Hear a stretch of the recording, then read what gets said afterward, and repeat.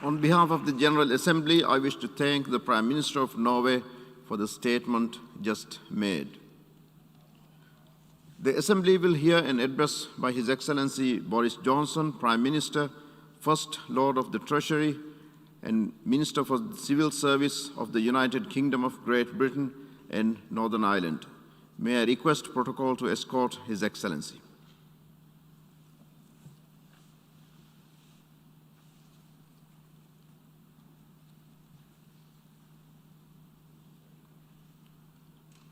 I have great pleasure in welcoming His Excellency Boris Johnson, Prime Minister, First Lord of the Treasury and Minister for the Civil Service of the United Kingdom of Great Britain and Northern Ireland.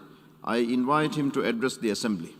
Well, thank you very much, Mr. President. Your Excellencies, ladies and gentlemen, thank you to all of you, you faithful few who have waited to the end of this very, very important session, and very good to see my audience over there. Listen, folks, an inspection of the fossil record over the last 178 million years, which is since mammals first appeared, reveals that the average mammalian species, that's we're all mammals, exists for about 1 million years before it evolves into something else, or else vanishes into extinction. And of our allotted lifespan of 1 million years, humanity, Homo sapiens, has been around for about 200,000 years. In other words, we're still collectively a youngster.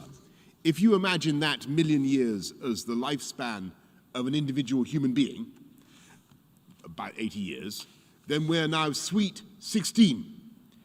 We've come to that fateful age when we know roughly how to drive, and we know how to unlock the drinks cabinet, and to engage in all sorts of activity that is not only potentially embarrassing, but also terminal for ourselves and others. In the words of the Oxford philosopher Toby Ord, we're just old enough to get ourselves into serious trouble. And I'm afraid we still cling with parts of our minds to the infantile belief that the world was made for our gratification and pleasure, and we combine this narcissism with an assumption of our own immortality.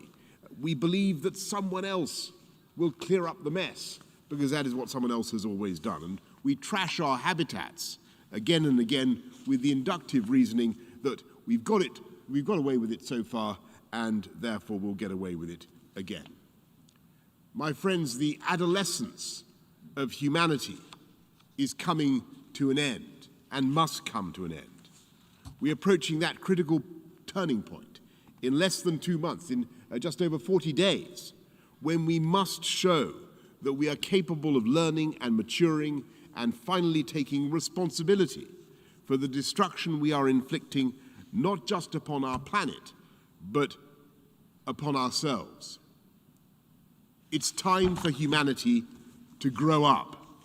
It's time for us to listen to the warnings of the scientists. And if you look at COVID, if you want to see an example of the gloomy scientists being proved right, it's time for us to grow up and understand who we are and what we are doing. The world, this precious blue sphere with its eggshell crust and wisp of an atmosphere, is not some indestructible toy, some bouncy plastic romper room against which we can hurl ourselves to our heart's content. Daily, weekly, we are doing such irreversible damage that long before 1 million years are up, we will have made this beautiful planet effectively uninhabitable, not just for us, but for many other species. And that is why the Glasgow COP26 summit is the turning point for humanity. We must limit the rise in temperatures, whose appalling effects were visible even this summer, to 1.5 degrees. We must come together in a collective coming of age. We must show that we have the maturity and wisdom to act. And we can. Even in this past 16 years, as it were, this feckless youth that we've just passed, we've shown our skill. We've harnessed clean energy from wind and wave and sun. We've released energy from within the atom itself and from hydrogen, and we found ways to store that energy in increasingly capacious batteries, and even in molten salt. We have the tools for a green industrial revolution.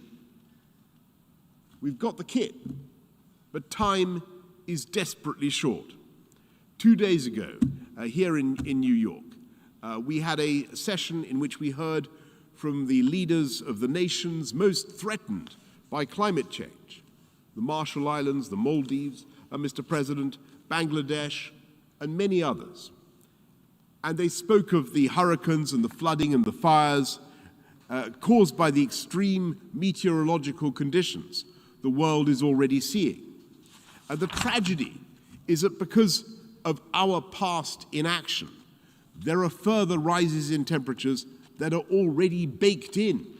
And my friends, baked is the word. If we keep on the current track, then the temperatures will go up by 2.7 degrees or more by the end of the century. And never mind what that will do to the ice flows, dissolving like ice in your martini here in New York. We will see desertification, drought, crop failure, and mass movements of humanity on a scale not seen before. Not because of some unforeseen natural event or disaster, but because of us, because of what we are doing now. And our grandchildren will know that we are the culprits, and they will know that we knew, that we were warned, and they will know that it was this generation that came center stage to speak and act on behalf of them, on behalf of posterity, and that we missed our cue. And they will ask themselves what kind of people we were to be so selfish and so short-sighted. In just 40 days' time, we need the world to come to Glasgow to make the commitments necessary. And we're not talking, I'm afraid, about stopping the rise in temperatures. We can't do that. It's too late to stop the rise in temperatures. But to restrain that growth, as I say, to 1.5 degrees. And that means we need to pledge collectively to achieve carbon neutrality, net zero, by the middle of the century. And that will be an amazing moment if we can do it, because it will mean that for the first time in centuries, humanity is no longer adding to the budget of carbon in the atmosphere, no longer thickening that invisible quilt that is warming the planet. And it's fantastic that we now have countries here at the UN representing 70% of the world's GDP who are committed to this net zero objective. 70% of the world GDP, and I'm proud to say when my friend and colleague Alok Sharma, the president-designate of COP26, began his mission, his peregrinations around the world, that number was only 30% of world GDP. So we're getting there, is the point I'm making. And we can go further. And if we are going to stave off these hikes, these rises in temperature, we must go further, and we must go faster. We need all countries, every single one of you, to step up and commit to very substantial reductions by 2030. And I'm absolutely convinced, I passionately believe, that we can do it by making commitments in 4 areas. And I want you to remember them: coal, cars, cash, and trees. Coal, cars, cash, and trees. It's very simple. I'm not one of those environmentalists, by the way, who takes a moral pleasure in excoriating humanity for its excess. I don't see the green movement as a pretext for a wholesale assault on capitalism. Far from it. The whole experience of the COVID pandemic is that the way to fix the problem is through science and innovation, the breakthroughs and the investments that are made possible by capitalism and free markets. And it's through our Promethean faith in new green technology that we are cutting emissions in the UK. When I was a kid, we produced almost 80% of our electricity from coal. I know that some of you here tonight rely very heavily on coal. But in the UK, that percentage is now down to 2% or less, and coal will be gone altogether from our energy production by 2024. We've put in great forests of beautiful wind turbines on the drowned prairies of Doggerland between Britain and Holland in the North Sea. In fact, we produce so much offshore wind that I'm thinking of changing my name in honor of the god of the North Wind to Boris Johnson. There you go. There's a shove in that classical allusion this time of night to see if you're paying attention, folks. And I know that we're ambitious in asking the developing world to end the use of coal power by 2040, and for the developed world to do so by 2030. But the experience of the UK shows that it can be done, and profitably too. And by the way, I want to thank very much President Xi of China for what he has just done to end China's international financing of coal.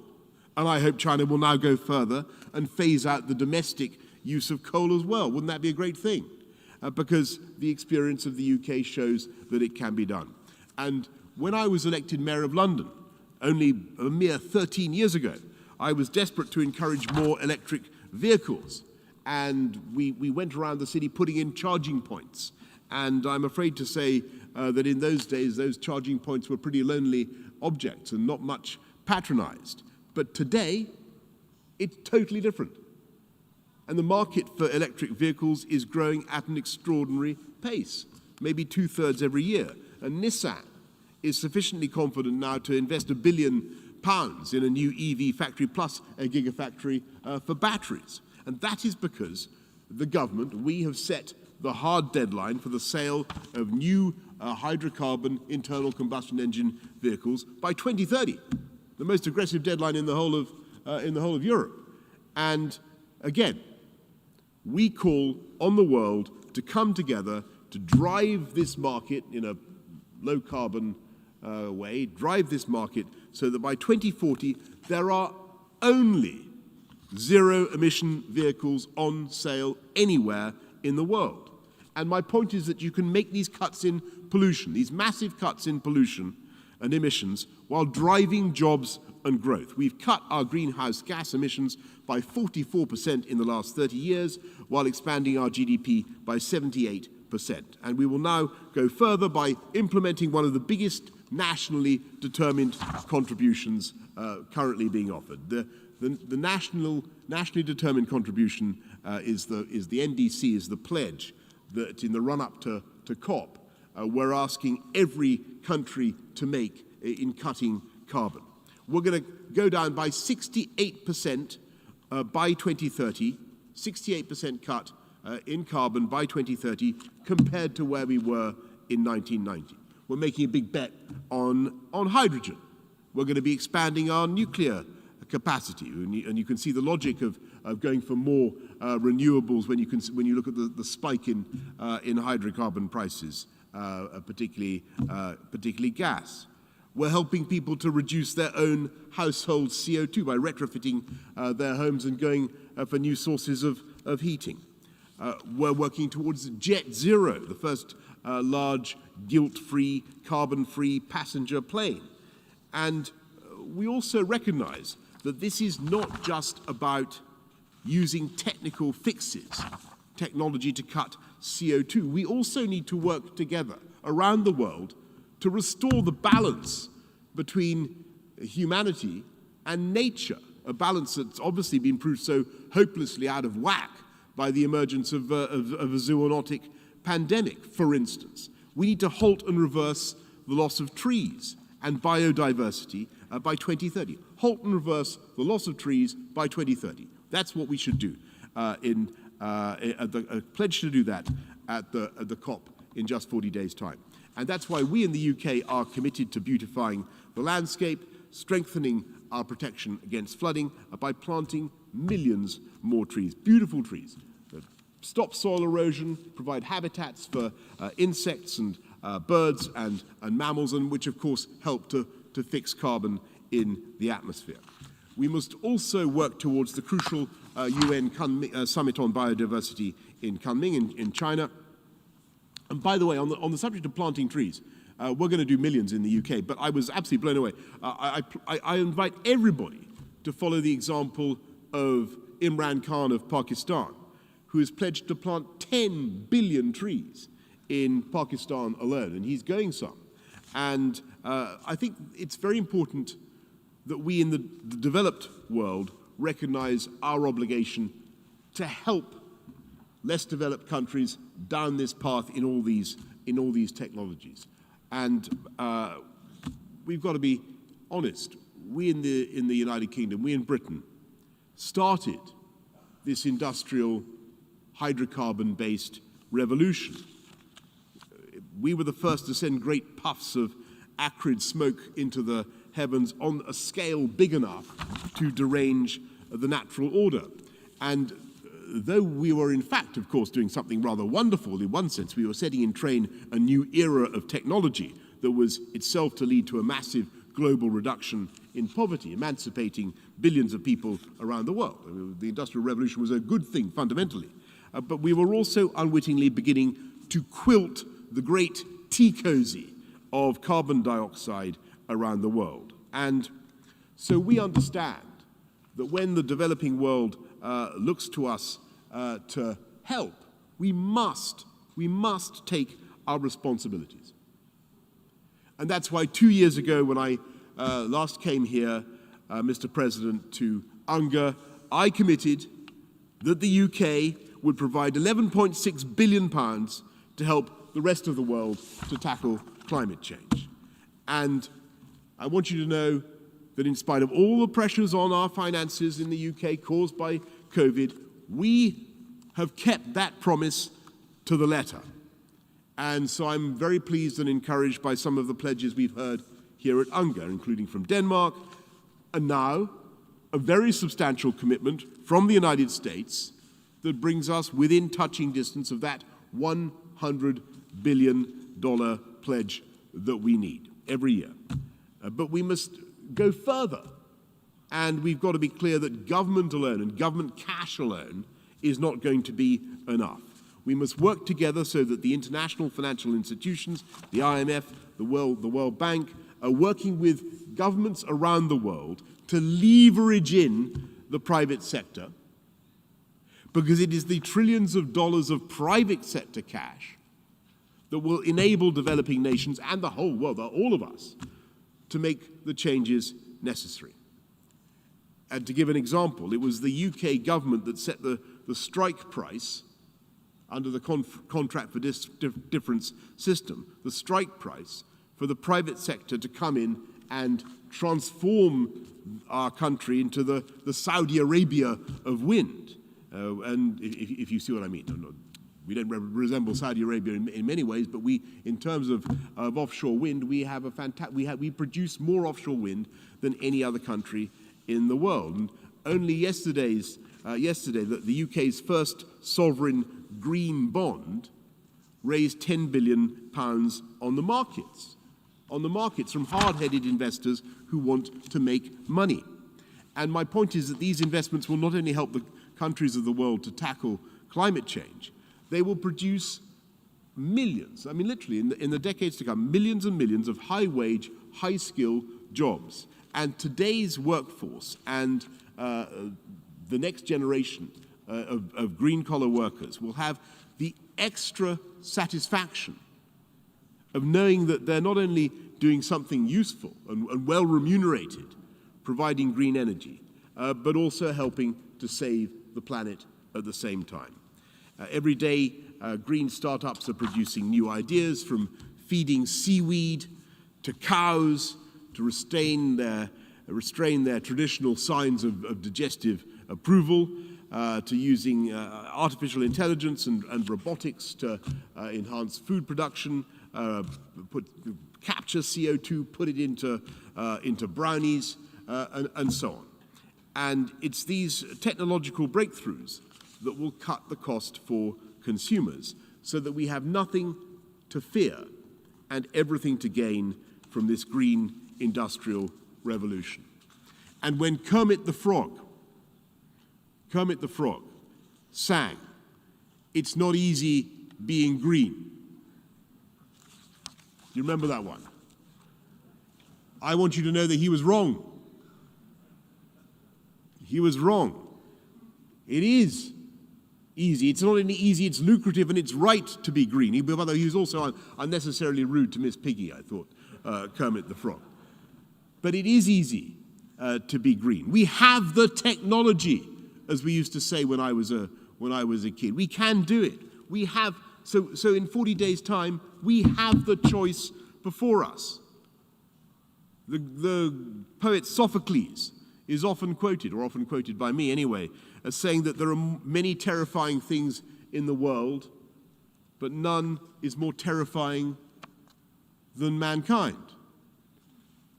And it's certainly true that Sophocles was right in that sense, in that our species is uniquely capable of our own destruction and the destruction of everything around us. But if you look at the Greek, what Sophocles actually said was that man, polita dena kuden anthropou denoteron pele, is what he said, which is denos. Man is denos, and terrifying isn't quite right as a translation for denos. What Sophocles really means is that mankind humanity is awesome.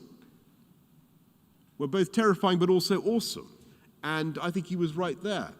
We have an awesome power to change things, and to change things for the better, and an awesome power to save ourselves. And in the next 40 days, we have to choose, the world has to choose, what kind of awesome we're going to be.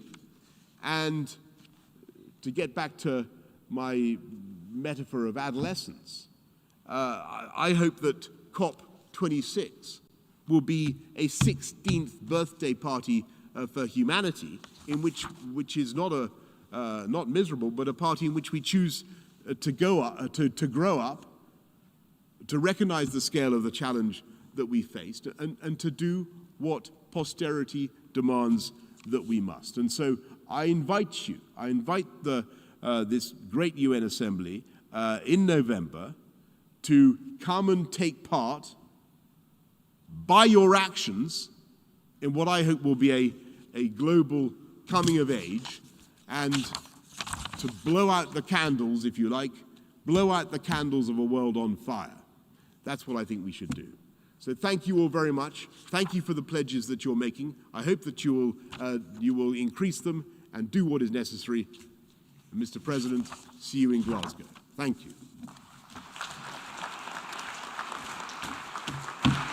On behalf of the General Assembly, I wish to thank the Prime Minister, First Lord of the Treasury, and Minister for the Civil Service of the United Kingdom of Great Britain and Northern Ireland for the statement just made, and I request protocol to escort His Excellency.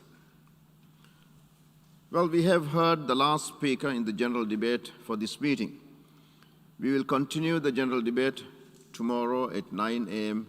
in this hall. The meeting is adjourned.